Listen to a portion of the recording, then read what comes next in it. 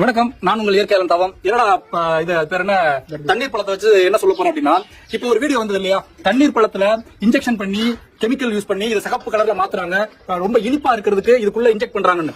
இதை இந்த டயத்துல ஏன் வந்து வெளியில விடணும் அப்படின்னா, நம்ம விவசாயிகள் செய்யக்கூடிய இந்த தர்பூசணி பழத்தை ஒழிக்கிறதுக்கு தான். ஒழிச்சிட்டு இந்த வெயில் காலங்கள்ல நம்ம பன்னாட்டு நிறுவனங்கள் விற்கக்கூடிய குளிர்பானங்களை வாங்கி குடிக்கணும் அப்படின்றதுக்கு தான்.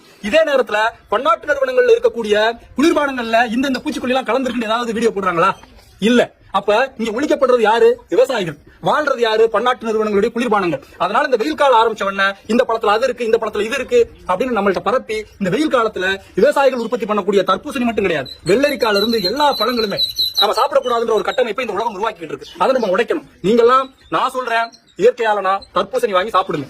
கடை ஓரங்கள் இருக்கிறது. உங்களுக்கு ஒருவேளை பயமா இருக்கு அந்த வீடியோல பார்த்தோம் அப்படின்னா ஒரு சிம்பிள் ஸ்டெப் சொல்லி தரேன். இந்த மாதிரி வெள்ளை துணி எடுத்துக்கங்க, இதுல தேய்ங்க. தேய்ச்ச உடனே இந்த மாதிரி சிகப்பு கலர்ல ஆயிடும். ஆகுதா? அப்படியே வாங்க. இது என்ன பண்ணணும்னா தண்ணியில அலசணும். தண்ணியில அலசிட்டீங்கன்னா இது உண்மையான சிவப்பு அப்படின்னா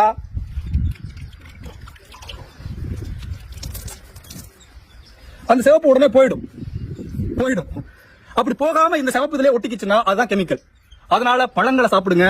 நான் இதை பன்னாட்டு நிறுவனங்களுடைய குளிர்பானத்திற்கு எதிராக போடல. என்னுடைய விவசாயிகளுடைய பழங்களை வாங்குறதுக்கு ஆள் இல்லாம போயிடக்கூடாதுன்னு போடுறேன். அனைவருக்கும் பகிருங்கள். நன்றி. அன்புடன் உங்கள் இயற்கையாளன்.